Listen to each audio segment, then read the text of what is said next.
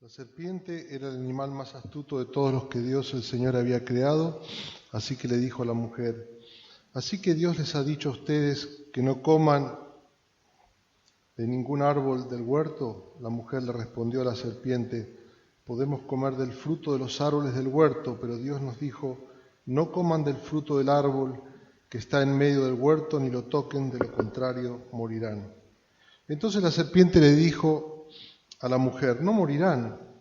Dios bien sabe que el día que ustedes coman de él se les cubrirán los ojos y serán como Dios, conocedores del bien y del mal. La mujer vio que el árbol era bueno para comer, apetecible a los ojos y codiciable para alcanzar la sabiduría. Tomó entonces uno de sus frutos y lo comió y le dio a su marido que estaba con ella, y él también comió. En ese instante se le abrieron los ojos a los dos y se dieron cuenta de que estaban desnudos. Entonces tejieron hojas de higuera y se cubrieron con ellas. El hombre y su mujer oyeron la voz de Dios el Señor que iba y venía por el huerto con el viento del día. Entonces corrieron a esconderse entre los árboles del huerto para huir de la presencia de Dios el Señor. Pero Dios, el Señor, llamó al hombre y le dijo: ¿dónde andas? ¿Dónde estás? Y él respondió: oí tu voz en el huerto y tuve miedo, pues estoy desnudo.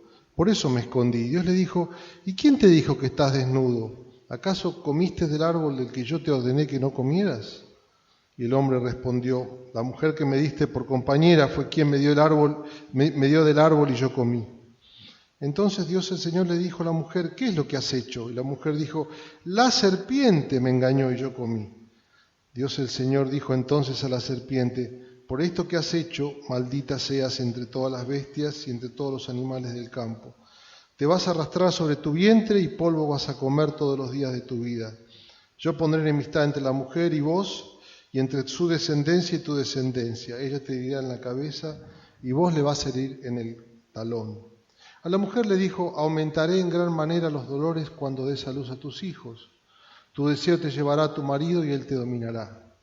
Al hombre le dijo: puesto que accediste a lo que te dijo tu mujer, y la palabra en realidad en otra versión dice: puesto que obedeciste u oíste con voluntad firme, comiste del árbol del que te ordené que no comieras, maldita será la tierra por tu causa, con dolor comerás de ella todos los días de tu vida.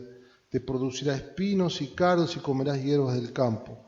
Comerás el pan con el sudor de tu frente hasta que vuelvas a la tierra, pues de ella fuiste tomado, porque polvo eres y al polvo volverás. El nombre que Adán le dio a su mujer fue Eva, porque ella fue la madre de todos los vivientes. Luego Dios el Señor hizo túnicas de pieles para vestir al hombre y a su mujer. Y Dios el Señor dijo: ahora el hombre es como uno de nosotros, pues conoce el bien y el mal. No vaya a ser que extienda la mano y tome también del árbol de la vida y coma y viva para siempre. Entonces el Señor lo sacó del huerto de Edén para que cultivara la tierra de la cual fue tomado. Echó fuera al hombre y al oriente del huerto de Edén puso querubines y una espada encendida que giraba hacia todos lados para resguardar el camino del árbol de la vida. Muy bien, pido disculpas por llegar un poquito tarde. Tengo mi madre en una situación delicada que no puede estar sola, y la persona que la tiene que cuidar justo hoy no vino, así que no tuve más remedio que quedarme hasta último momento y finalmente pudimos conseguir a alguien que se quedara con ella. Hoy estamos repitiendo algunas ideas del capítulo 3 de Génesis. Yo creo que es muy interesante, ¿no es cierto?, estudiarlo a la luz del capítulo 1 y el capítulo 2. El capítulo 1 y 2 nos hablan de una realidad ideal en la cual Dios hizo todas las cosas perfectas, hermosas, buenas.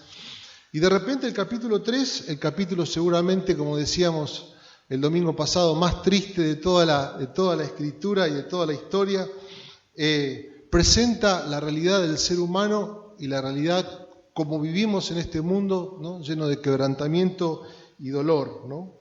Pero hay algo interesante, y es que aprendemos por lo menos esta primera cosa. Y mientras, te voy a pedir un favor.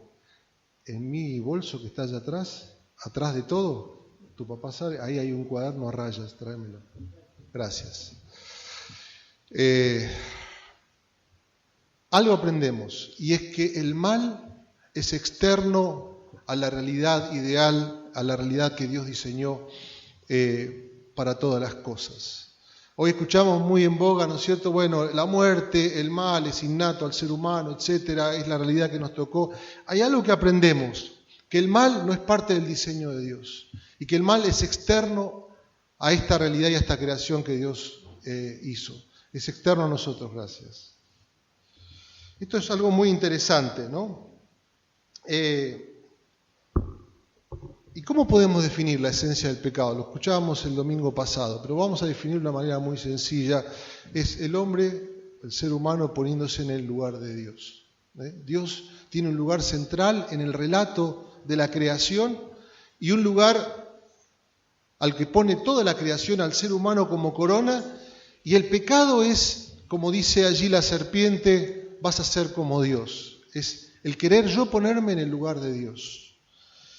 El querer yo ocupar ese lugar que solamente Dios puede ocupar, ¿no? El querer yo a toda costa ser el centro del universo, ¿no? Ser el ombligo del mundo, a costa de cualquier cosa, de cualquier persona y de cualquier circunstancia. De esta manera muy sencilla podemos definir el pecado, ¿no? Es no ocupando el lugar que por diseño Dios ha pensado y Dios ha generado para nuestra vida. Ahora, es interesante, yo estaba leyendo una filósofa, no sé si es filósofa o una filósofo, bueno, no sé, se llama Hannah Arendt, ¿no? Que fue discípula de Heidegger. En el año 48 más o menos descubrieron que en Argentina vivía Adolf Eichmann, uno de los grandes ideólogos del exterminio nazi. Cuando lo descubrieron, el Mossad, que era la policía secreta de Israel, lo capturó y se lo llevaron a Israel, ¿no? Y lo juzgaron. Ahora, Hannah Arendt era una filósofa muy prominente en ese momento, ¿no? Y ella hizo un escrito, un pequeño paper, un papel, en el cual ella expresaba su sorpresa ante cuán ordinario parecía Adolf Eichmann. Cuán ordinario era la forma en que él se había desarrollado en Argentina. Había vivido primero en Suiza, después vivió en Argentina. Era un vecino más. Y ella le sorprendía que una persona tan ordinaria podría haber cometido semejantes atrocidades. El tipo se mofaba o se enorgullecía de haber sido parte del exterminio de 4 o 5 millones de judíos. Terrible, a los 35 años. ¿Está bien? Y Hannah Arendt estaba fascinada o estaba sumida, ella siendo judía, en esta idea de la banalidad del mal, cómo el mal penetra en los lugares donde uno más los considera superficiales o normales. Hay una verdad teológica que se ha expandido a lo largo de los siglos, especialmente después de la Reforma, y es la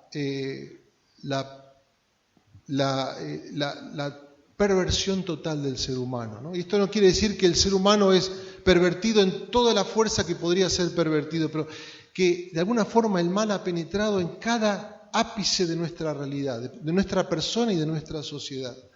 Entonces los reformadores hablaban de la doctrina o la verdad de la perversión total. El pecado ha penetrado de tal manera en el ser humano, el mal ha penetrado de tal manera en el ser humano que ha afectado toda nuestra realidad, nuestras decisiones, nuestra forma de pensar, nuestra forma de actuar, nuestra forma de relacionarnos, etcétera, etcétera, etcétera.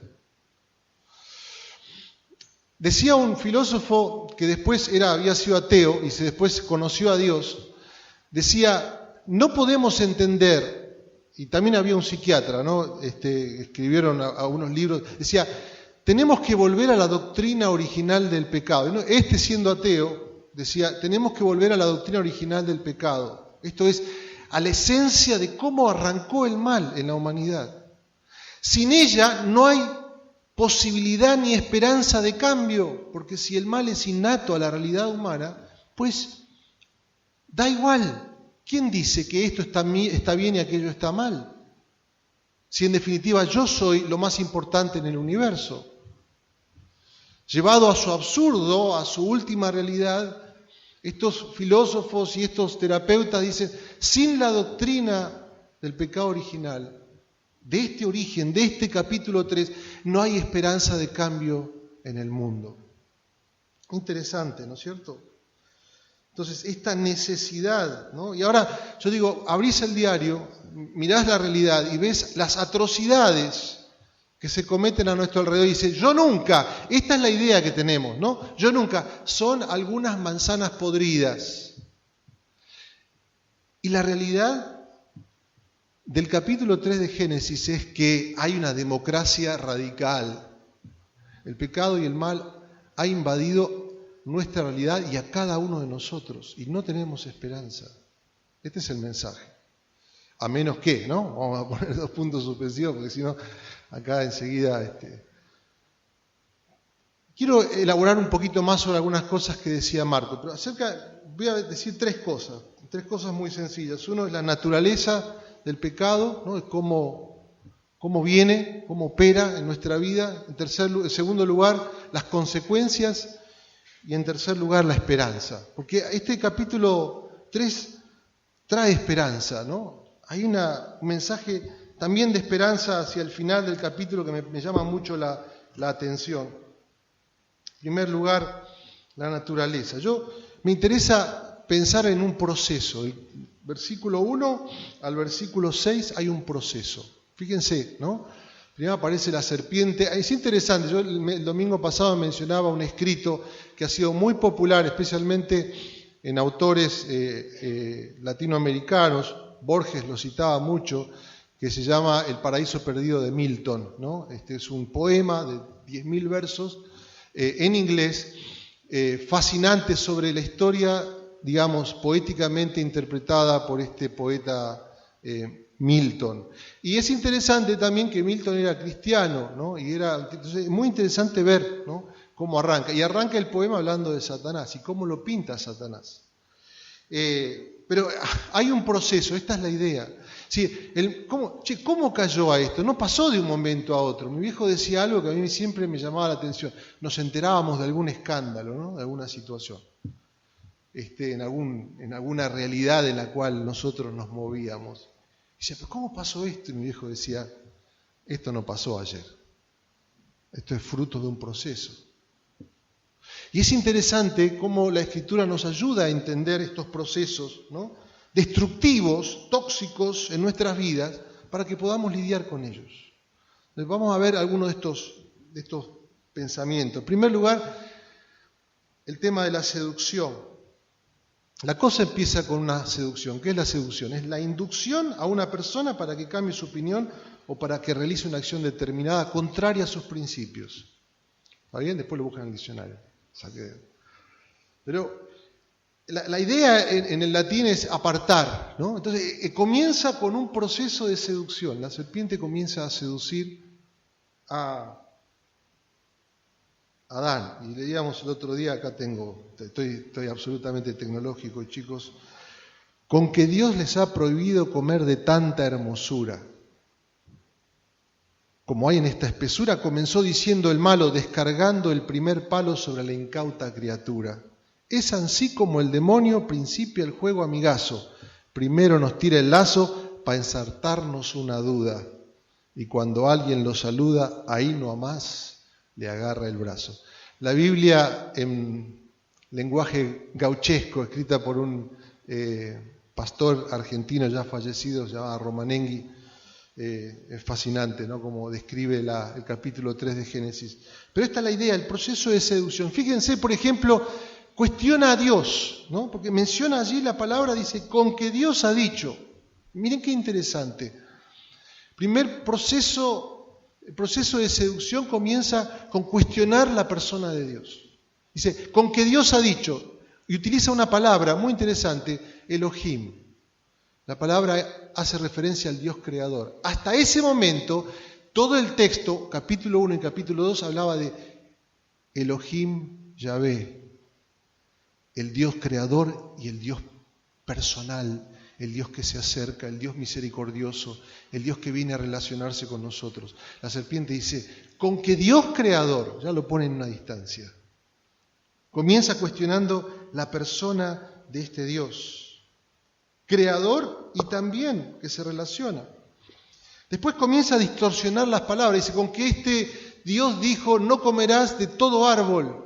Dios no había dicho eso, Dios dijo, no pueden comer de un árbol, coman de todos los árboles.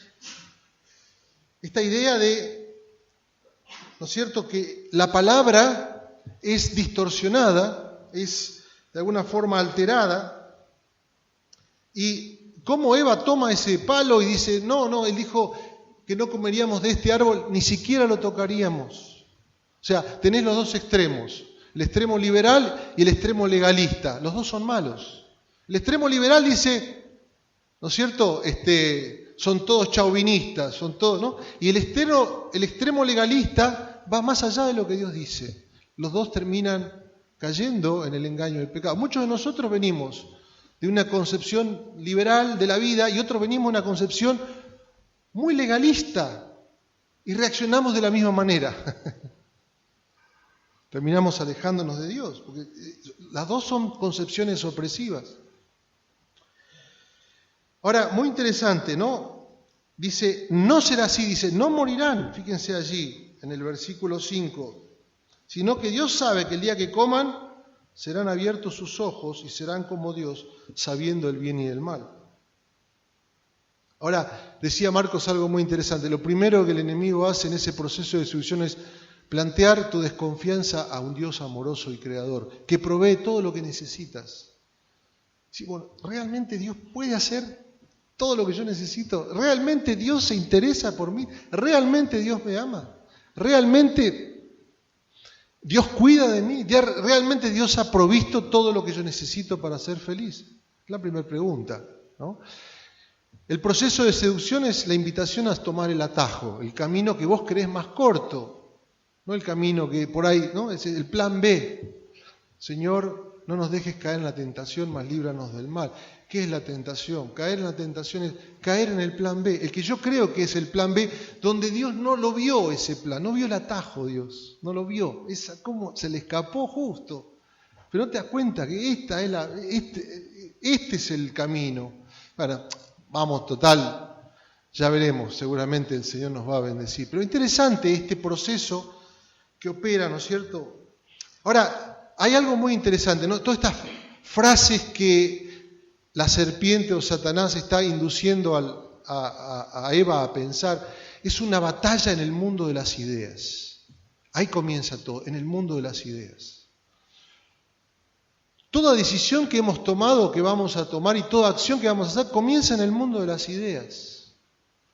Por eso es fundamental, ¿no es cierto?, estos procesos comunitarios en el cual reflexionamos sobre la palabra de Dios, los grupos pequeños donde nos juntamos y nos reunimos para reflexionar, nuestro tiempo a solas con Dios. Yo te invito a que, aunque no seas cristiano y estás entrando a explorar la fe cristiana, te acerques a una Biblia, si no tenés te la regalamos, porque hay un proceso inicial y fundacional a la vida cristiana, que es un proceso no ético, que es un proceso en la mente, en el mundo de las ideas. Continuamente, ¿no es cierto?, la serpiente trata de que Eva vea la realidad diferente a la que Dios la había marcado. Entonces, en un proceso de seducción plantea una cosmovisión alternativa, un criterio de interpretación diferente. No, Dios no dijo eso, Dios dijo esto, en realidad va a pasar esto es lo que va a pasar. Toma, ponete estos anteojos, vas a ver mucho mejor. Esta es la idea, una batalla en el mundo de las ideas. No confíen en Dios, Dios no es lo suficiente, etc. Ahora, ante ese proceso de seducción existe una apropiación, ¿no? Y Eva apropia para sí el paradigma interpretativo. Estoy hablando un poquito complicado. El paradigma, sí, agarra y dice, sí, a ver, me voy a poner los anteojos. Y quedé, en el versículo 6 dice, vio que era bueno, agradable y codiciable. Bueno, agradable y codiciable. Sí, bueno, estos juicios de valores vienen de esta invitación a considerarlas desde otra perspectiva. ¿Está bien? Ahora, siempre es así, toda decisión parte de un criterio de interpretación. Y después viene la acción. La acción es la consecuencia a ese proceso de reflexión. Y la extensión, es decir, recibió y lo compartió, dice allí en el versículo 7, 6, dice, lo vio, tomó, comió, dio. Lo vio, tomó, comió, dio. O sea, ya apropió todas estas realidades. Y es interesante esto, ¿no? Que nunca tiene consecuencias solamente para mí, sino hay solidaridad, ¿no? Se lo compartió al... Y toda la Biblia habla de esta solidaridad, ¿no? De la realidad. Es decir, Dios ha establecido una manera de relacionarse con nosotros donde no solamente impacta en mi vida lo que yo hago o dejo de hacer, sino que impacta en aquellos que me rodean. La Biblia habla de pacto en cuanto a eso, ¿no? Hay consecuencias solidarias en nuestras decisiones. Ahora, con esto quiero dejarte solamente esta reflexión antes de pasar al segundo punto, las consecuencias. Tenemos que tomar, alguien dice, bueno, la vida cristiana es, tenés que sentir, tenés que experimentar, y yo creo en todo esto, yo creo que hay una experiencia subjetiva en el encuentro con Dios. Si uno se encuentra con Dios y algo ocurre en tu vida que transforma todo tu ser, es un impacto subjetivo que no se puede explicar. Pero muchas veces, especialmente en nuestra sociedad posmoderna, se parte esta realidad y dice, bueno, no importa lo que pienses, basta que sientas o te encuentres con Dios. Y empezamos a tomar la espiritualidad como un sentimiento. Y lo que aprendemos, por lo menos esto podemos aprender, que hay un proceso de reflexión fundacional a la fe cristiana. La fe cristiana toma el guante de la intelectualidad. Esta idea de que para creer en Dios tenés que apagar la cabeza o apagar el cerebro o dejar el cerebro en la puerta, nada más ajeno a la fe cristiana. Hay un proceso y hay una batalla de ideas al cual Dios nos invita a reflexionar. Algunos de nosotros somos profesionales, algunos de nosotros hemos crecido en la iglesia y tenemos una cabeza así, ¿no? Porque hemos estudiado y hemos desarrollado títulos y todo lo demás, y nuestro corazón espiritual sigue con el mensaje de la catequesis o de la escuela dominical, ¿no? Chiquitito así, ¿no? Y vivimos una espiritualidad disociada. Por acá está nuestra reflexión, nuestra comprensión del mundo, con un montón de anteojos que hemos incorporado, que en la gracia de Dios son buenos y útiles, pero nuestra capacidad de ver el mundo y ver nuestra realidad y ver la ciudad en la que vivimos está ajena de esta comprensión y de esta visión cristiana de todas las cosas. Ahora, fíjense qué integradora que es la fe cristiana. Y nos invita a ponernos estos anteojos y dice, no niega esto, no niega aquello, no niega lo otro. Lo resalta, le pone colores. Te desafía a vivirlo de una manera diferente. Lo primero, queda claro esto, ¿no? Por lo menos esto. Y cuando reflexionamos acerca de esta realidad del pecado, ¿no? Una palabra media, pero esta realidad de querernos nosotros poner en el lugar de Dios. La invitación es a reflexionar. 2, consecuencias. 4 consecuencias rápidamente. Alienación con Dios, alienación de nosotros mismos, alienación de los demás, alienación de la creación o de la naturaleza. 4 alienaciones, 4 muertes. Decía Francis Schaeffer, entre paréntesis, si pueden googlear Francis Schaeffer, Génesis en el tiempo, en el espacio, es un libro fascinante, chiquitito, un filósofo del siglo XX, cristiano, que tuvo un impacto muy grande en las universidades en Europa y en otros países, aquí en Argentina, ciertamente en la década del 70, yo soy posterior a la década del 70, pero se leía mucho Francis Schaeffer, y él escribió este libro sobre Génesis, y la importancia de entender el libro de Génesis a partir de una concepción histórica, no simplemente como un cuentito que nos queda bien, nos explica una metáfora y todo lo demás. Muy interesante, se los recomiendo. Pero estas 4 consecuencias, ¿no? La primera es obviamente la alienación de Dios. Dice, van a morir. No, dice, no vas a morir. ¿Qué significa muerte? Separación.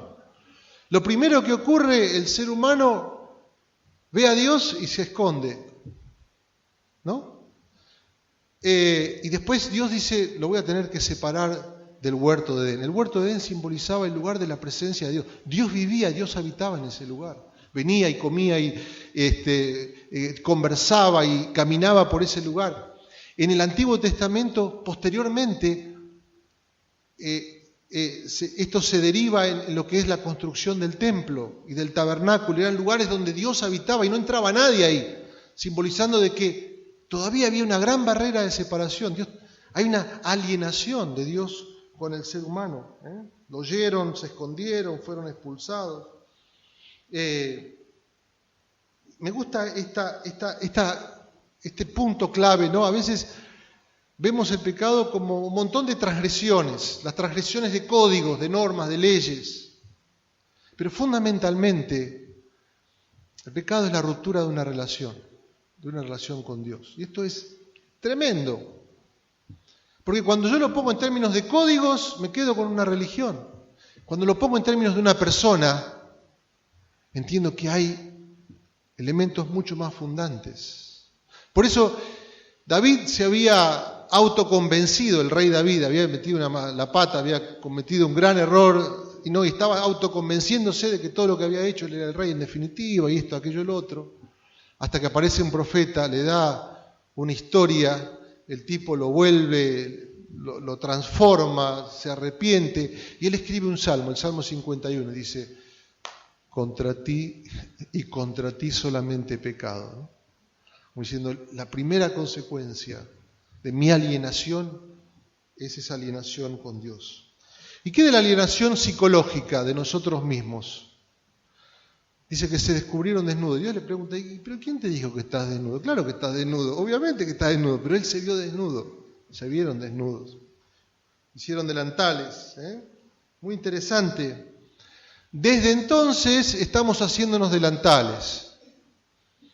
Estamos haciéndonos vestimentas para tapar nuestra vulnerabilidad, nuestra vergüenza, nuestro sentido de que estamos en el lugar equivocado.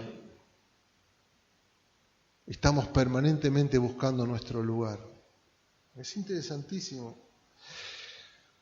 Es interesante que este filósofo que yo mencionaba recién, que escribió un libro sobre el retorno a la creencia, decía el título del libro, Joad se llamaba, había sido un filósofo muy conocido en Inglaterra, muy, muy, muy conocido. El tipo era ateo y tenía un programa de radio, era famosísimo, era muy, muy popular. Y un día lo descubrieron en el tren.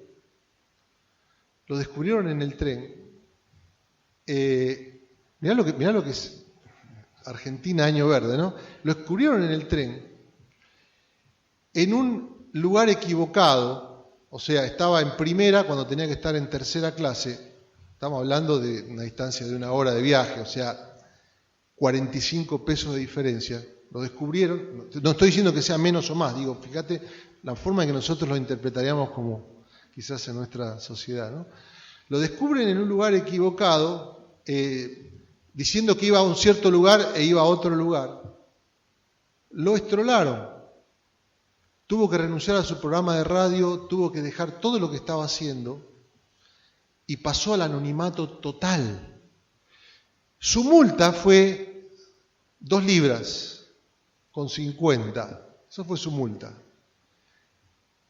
Pero su desnudez fue para toda la vida.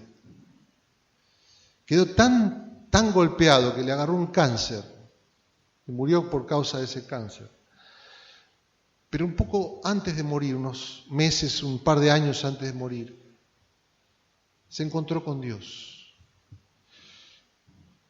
Y se encontró con esta realidad de que había de repente, por un acto de transgresión, había quedado desnudo delante de la sociedad, delante de sus amigos, delante de su familia, delante de sus hijos. Pero se encontró con la realidad de alguien que vino a cubrirlo, ¿no? Y vamos a hablar un poquito más acerca de eso. Pero pensamos en la alienación de nosotros mismos, la alienación psicológica, la alienación de los demás. Fíjense cómo dice allí en el versículo 16, a la mujer, en el 17, al hombre le dice, a la mujer le dice, voy a multiplicar tus dolores de parto y voy a hacer que tu deseo sea sobre tu marido y él te dominará. ¿Qué significa esta frase? Es un gran misterio. ¿Qué significa esto de que tu deseo será sobre tu marido? Algunos dicen como un deseo de dominación, otros dicen como un deseo de independencia, otros dicen como un deseo idolátrico, de tal manera que si estás sola o si no estás con una una persona en pareja estás totalmente vulnerable, ¿no? Entonces tu deseo será sobre tu marido. Todo eso es verdad. Y de parte del varón, y él te dominará, ¿no? Este dominio opresivo que ha ocurrido a lo largo de los siglos y de las culturas del hombre hacia la mujer. Ahora, nada más ajeno a la Biblia que esto. Dios los creó hombre y mujer, los creó iguales. Claro, con roles diferentes, con participaciones diferentes, por eso son diferentes y complementarios, pero nunca en una instancia de opresión o de control. Pero esto no es prescriptivo, sino descriptivo. Está describiendo la realidad de la caída. Muy interesante. La alienación sociológica. Tu deseo será sobre tu marido y él te dominará. Deseo y alienación. ¿Y qué de la alienación ecológica? La separación de la creación. Dios nos pone en el huerto allí, pone al hombre, al ser humano en la naturaleza para labrarla y cuidarla, y termina destruyéndola. Dice, maldita será la tierra, allí en el versículo 17, maldita será la tierra por tu causa, espinos y cardos producirá y comerás plantas silvestres del campo. Con el sudor de tu rostro comerás el pan. El problema no era el trabajo como maldición, el trabajo es una bendición. El tema era el sudor de la frente, ¿no? Esto de cuánto cuesta, ¿no? Yo voy a sacar esto porque hablando de sudor. Interesante, no sé cuántos vieron la película Amadeo, ¿no?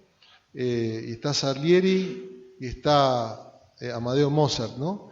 No sabemos si Salieri era realmente así, pero Salieri ve a Mozart y ve lo que Mozart crea y no lo puede creer. Ve lo que él produce y no lo puede creer. Este otro músico que lo termina odiando y lo quiere matar, lo quiere destruir. Porque no puede creer que alguien tan talentoso produzca algo tan sublime, tanto que a él le cuesta producir, ¿no? La idea esta de cuánto cuesta lograr lo que logramos, cuánto esfuerzo. Con el sudor de tu frente, dice, producirás, comerás, con el sudor de tu rostro comerás el pan, hasta que vuelvas a la tierra. De ella fuiste tomado, polvo eres, y al polvo volverás. ¿Qué significancia tiene todo lo que hacemos? Todo lo que producimos, al final vamos a ser polvo. ¿Alguna vez te ha pasado, yo en momentos de mucha crisis, recuerdo una vez, un momento durísimo, lo primero que hice fue ir al cementerio donde están enterrados los restos de mi padre. Y todas las preocupaciones que nos da la vida, que nos da nuestra vida, ¿no? Encontrarte en ese lugar donde te recuerda que polvo eres y al polvo volverás. Son todas consecuencias, implicancias de esta realidad. Bueno, termino con esto, con la esperanza, el tercer punto. La realidad del pecado, las consecuencias y la esperanza. 2 puntitos acerca, o por ahí 2 o 3 puntitos acerca de la esperanza. Dios le pregunta. Dios pregunta.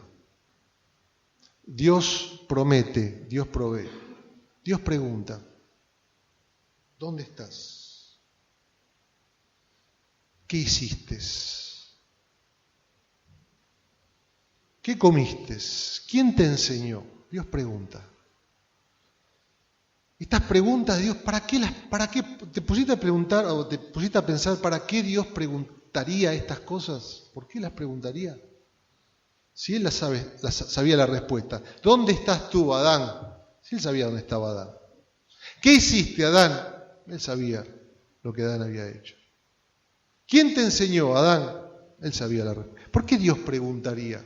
No podría haber dicho, oh, te agarré, yo sabía muy bien. Yo sé que estás ahí detrás de esa palmera, salí. Pero Dios en su misericordia pregunta. Yo pensaba en esto, ¿no? Él sabe las respuestas, no está buscando él saber la verdad. Escuchá esto, está buscando iluminarnos. Está buscando que nos conozcamos a nosotros mismos. Hago un paréntesis. ¿Sabes qué importante que es esto? ¿Sabes qué importante que es reunirnos en los grupos pequeños donde haya gente con amor y de parte de Dios que te pregunte las cosas que no te gusta que te pregunten? Y que te haga pensar realmente de dónde estás parado, dónde estás parada. Lo necesitamos. Porque ahí está operando la gracia y la misericordia de Dios. Dios pregunta. Desde entonces Dios está preguntando. Dios no es un osito de peluche, donde qué lindo lo tomás, ¿no es cierto? Y te lo guardás en la cama y que te acompaña. Dios te interpela, Dios te desafía, Dios te cuestiona. ¿Dónde estás? ¿Qué estás haciendo?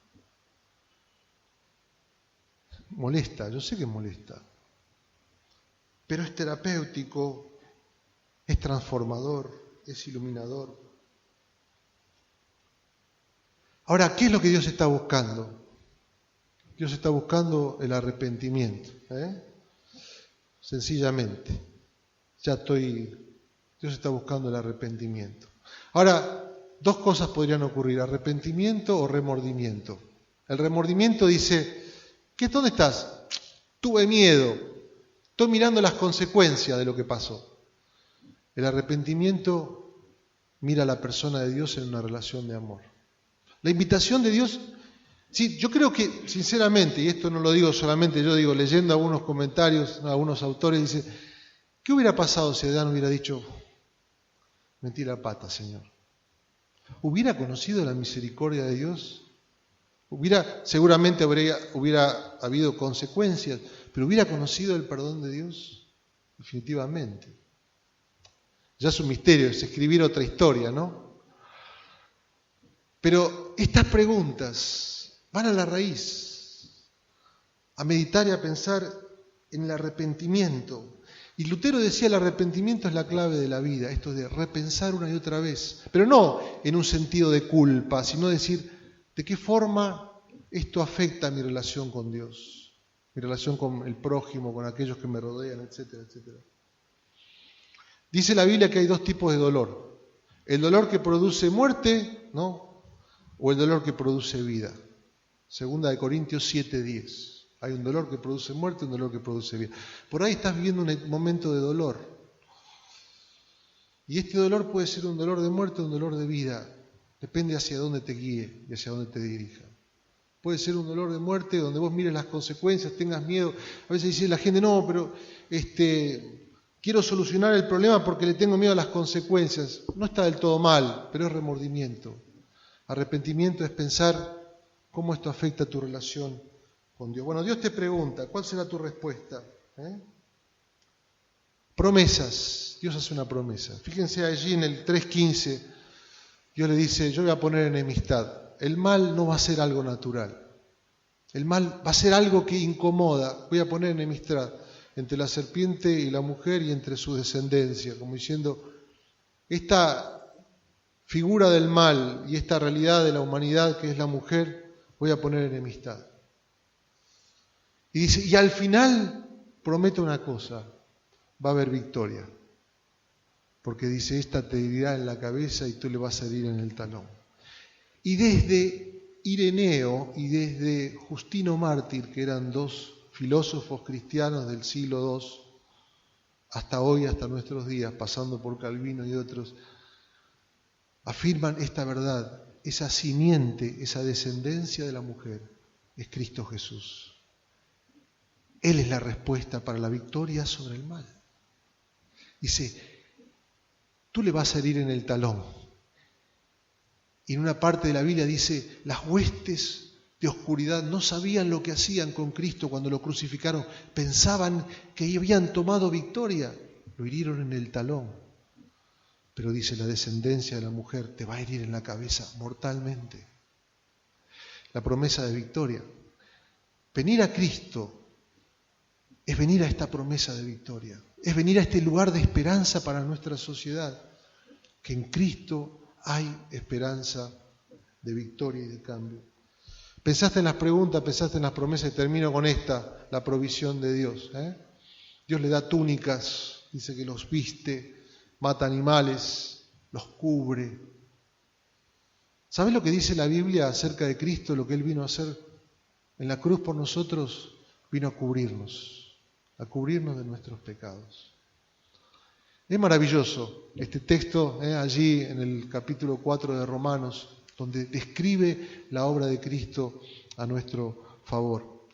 Dice que Dios puso allí en el huerto una espada encendida, ¿no? Y esa espada se blandía así sobre todos.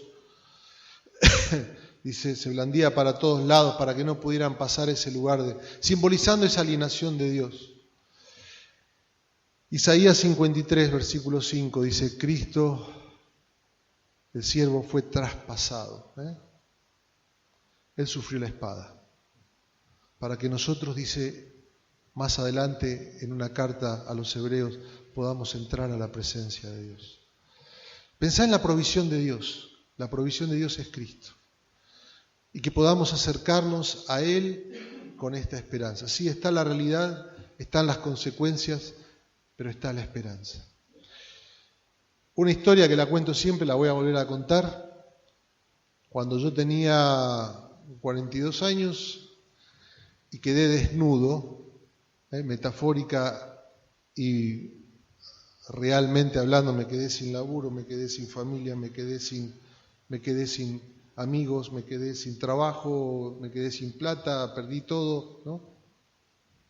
Recuerdo un día que tuve que dejar a mi hija un domingo a la mañana y yo estaba allí en la zona oeste de la ciudad de Buenos Aires y paré al costado de la ruta, acceso oeste, me tapé la cara y dije, me siento desnudo, totalmente desnudo. Todo el mundo sabía mi realidad, mi historia, pero qué tristeza, qué vergüenza, qué cosa y aquello y lo otro. Llorando esa mañana, un domingo a la mañana, primer día del mes, no recuerdo qué mes, pero era en el año 2008. Debe haber sido por julio o agosto, más o menos en esta época del año. Yo dije, me siento desnudo, no tengo lugar donde esconderme. Y sentí un impulso en mi corazón de esas cosas que Dios hace, de agarrar mi coche y encenderlo otra vez. Estaba en el borde del abismo y manejé hacia mi comunidad de fe, mi familia, y estaba en aquel lugar quien es el papá de Ariel, anciano de nuestra iglesia que está allá atrás. Bienvenido Ariel y Julie, después de sus viajes. Y estaba él, que es pastor ahora, y es pastor, uno de nuestros misioneros en Paraguay, trabajando allí, y estaba ante la cena del Señor. Y cuando yo entraba, me senté en el último lugar, y él levantó la copa y dijo, por sus llagas fuimos nosotros sanados. Estábamos desnudos y Cristo nos cubrió.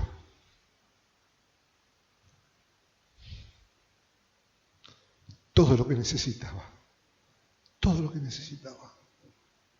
Saber que Cristo es mi túnica, Cristo es mi cobertura. Cristo quiere ser nuestra cobertura. Dejémonos de construir vestidos de hojas de higuera, tratando de justificarnos, de que otros nos miren de otra manera. Mi viejo decía así, con esto termina, cuando vos te cubrís, Dios te desnuda. Cuando vos te desnudás, Cristo te cubre. Amén. Señor, te damos gracias por tu palabra. Pedimos tu bendición en esta noche. Sí, la realidad del pecado, las consecuencias, pero la esperanza. Aún en tus preguntas, cuando vos me preguntás, me incomoda, pero me permitís conocerme a mí mismo y reconocer que sin vos estoy desnudo. Gracias, Señor, por la promesa de que voy a tener victoria, de que lo que hagamos en pro de la vida va a tener victoria. de que la justicia va a triunfar. Algunos de nosotros estamos luchando por lo que es honesto, justo, y te sentís solo, y otros te miran y dicen, hizo 2 cosas y avanzó todo, y vos estás tratando de ir por derecha. Este texto nos enseña que la victoria, que la justicia va a triunfar, que la opresión va a ser destruida, que Dios nos nivela en su amor. Cristo es nuestra victoria, Cristo es nuestra provisión. Yo quiero pedirte que hagas una oración en esta noche. Digas a Dios, Señor, dice la Biblia, quítate el viejo hombre y vestite del nuevo, revestite de Cristo. Ahora, pone tu confianza en Él, ni siquiera promesas, no le hagas, Dios ya hizo promesas, vos no le hagas promesas a Dios, deja que Él y que su Espíritu Santo obre en tu vida en esta noche, que Él te cubra. Escuchá su voz, escuchá sus preguntas, escuchá sus promesas. Él está aquí, aquí está Él. Él está en medio de este lugar, obrando en tu vida y en tus circunstancias, en tu corazón. Señor, te damos gracias por tu palabra. Desnudo estuve y tú pasaste junto a mí y dijiste, vive. Me lavaste y me cubriste con tu amor.